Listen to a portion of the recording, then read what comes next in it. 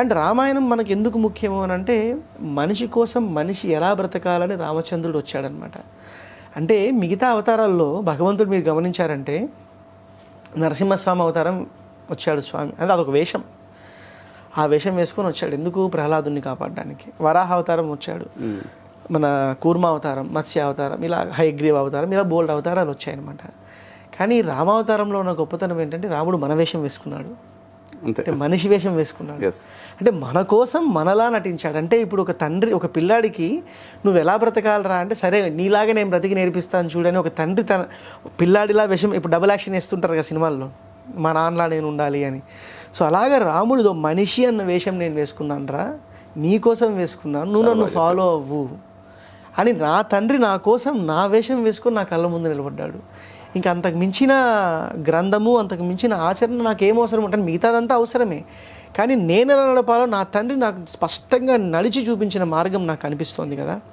So అందుకని దానిలో పరిశోధన ఖచ్చితంగా చేయాలి మనం అన్నది నేను చాలా గాఢంగా విశ్వసిస్తాను. సో ఆ పరిశోధనను ప్రమోట్ చేయటం ముఖ్య లక్ష్యం ఎక్కడ? Valmiki research centre and Ramayanam. అయితే పరిశోధన అన్న వెంటనే మనకి ఏం గుర్తొస్తుంది? ఓ రీసెర్చ్ పేపరు, గడ్డము, అద్దాలు, స్కాలర్స్, వాళ్ళు వీళ్ళు, అది కూడా పరిశోధనే. కానీ పరిశోధన అంటే అక్కడే స్టార్ట్ అవుతుందా? పరిశోధన అన్న పదాన్ని అలా మార్చేసాం మనం.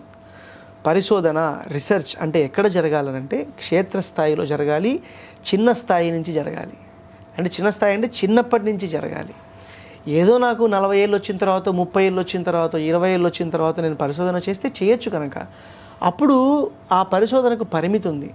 కానీ పిల్లల స్థాయి నుంచి మనం రామాయణాన్ని రీసెర్చ్లో భాగం చేశామనంటే అది వాళ్ళ మనసుల్లో ఎప్పటికీ ఉండిపోతుంది. పెద్ద అయ్యేటప్పటికీ ఆ రామాయణం విలువలు వాళ్ళు ఆకలింపు చేసుకొని ఉంటాడనమాట. 20 ఏళ్ళ తర్వాత హాఫ్ ఫిల్డ్ గ్లాస్ ఉంటాడు.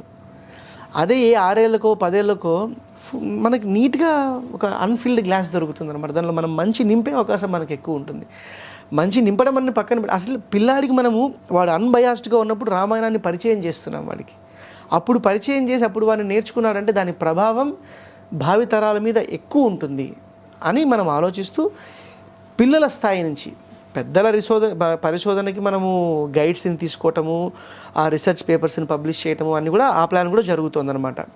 అంతేకాదు స్కూల్స్కి వెళ్ళటము, ఆర్గనైజేషన్స్కి వెళ్ళటము, అపార్ట్మెంట్ కాంప్లెక్స్కి వెళ్ళటము, గ్లోబల్ స్థాయిలో ఆన్లైన్ క్లాసులు చెప్పటము, ఇలాంటి వాటితో కూడా చిన్న పిల్లల్లో కూడా రామాయణంలోని చిన్న చిన్న అంశాలను ఇచ్చి దాంట్లో నువ్వు ఎంతటి పరిశోధన చేయగలవు చెయ్యి.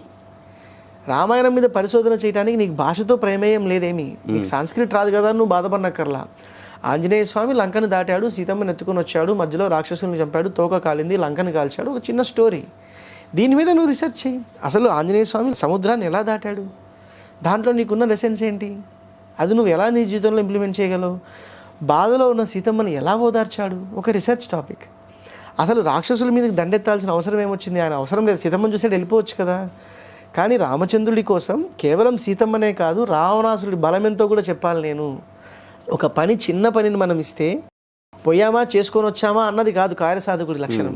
కార్యసాధకుడు ఎలా ఉంటాడనంటే ఆ పని చేస్తూ దానికి సహాయపడే మిగతా పనులను కూడా చేసుకొని రావాలి. అది ఆంజనేయ స్వామి చేశాడు. అంటే ఇవన్నీ మనం పిల్లాడికి ఇచ్చున్నాను, ఇలా ఆలోచించి ఇలా ఆలోచించి ఇలా ఆలోచించని నేర్పించామనుకోండి, చిన్నప్పటి నుంచే వాడికి ఆ ఆలోచన తీరు.